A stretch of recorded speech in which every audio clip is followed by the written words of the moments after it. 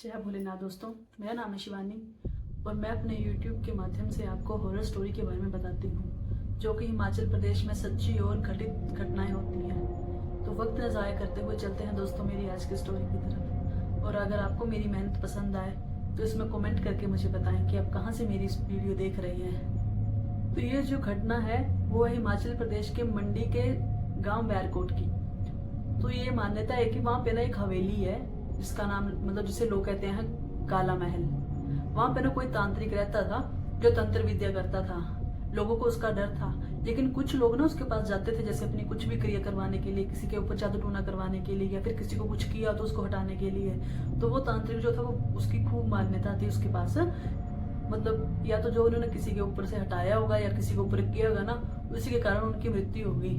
लेकिन ना उनका जो तांत्रिक ऐसे मरते हैं ना वो कभी ऐसे मुक्त नहीं होते हैं जब तक उनकी भगवान ने जितनी लिखी हो ना उससे पहले वो कोई मुक्त नहीं हो सकता है। तो वो मुक्त तो नहीं हुए, लेकिन लोग ना उनके घर जाने से डरते थे, उसके घर के आसपास भी जाने से डरते थे।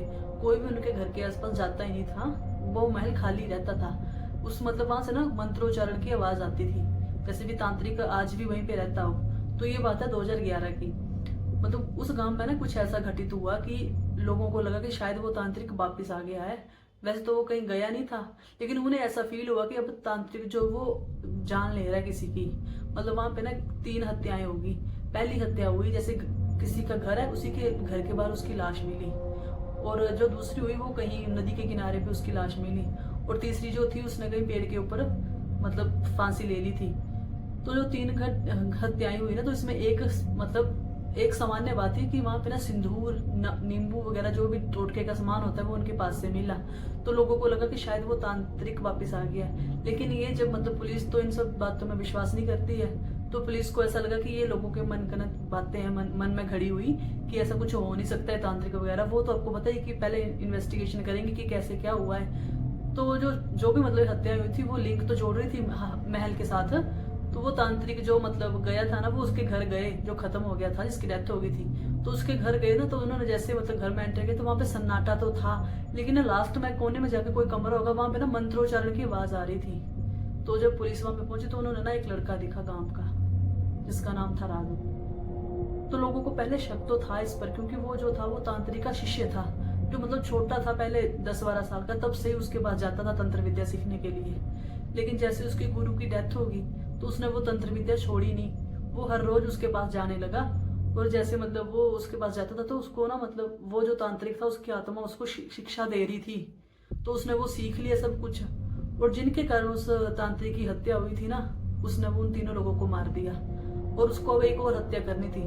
अगर वो 4 हत्या कर देता ना पूरी, एक लड़की की थी, वो लड़की उसने नाम बताया उसका कि गांव में ये घर है और उस लड़की की बारी थी, अब उसकी हत्या कर देता तो वो अमर हो जाता। और उस घर में ना जो वो घर था उनका तांत्रिक का, उसमें सीसीटीवी कैमरे लगे हुए थे, सीसीटीवी।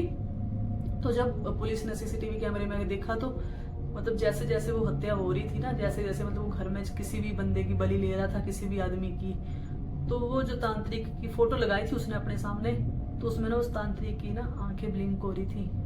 उस फोटो में ना जैसे किसी को मारा तो वो तांत्रिक की आंखें ब्लिंक हो गई और एक ना स्कैरी सी ना वो स्माइल दे रहा था उस फोटो में। तो पहले तो पुलिस भी चकित होगी कि ये कैसे और क्या हो रहा।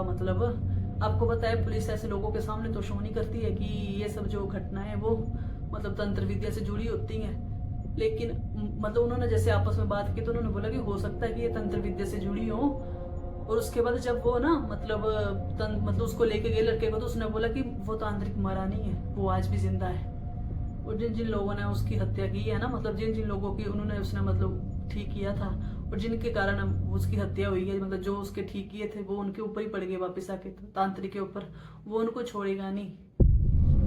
तो दोस्तों वो तांत्रिक आज भी उसकी आत्मा वहीं पे है और उस हवेली में कोई भी नहीं जाता है।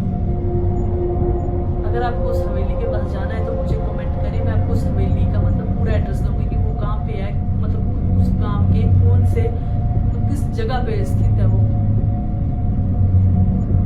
तो चलिए दोस्तों, मिलते हैं अगली वीडियो में। तब तक के लिए चैनल को सब्सक्राइब करें, लाइक करें और शेयर करें। जय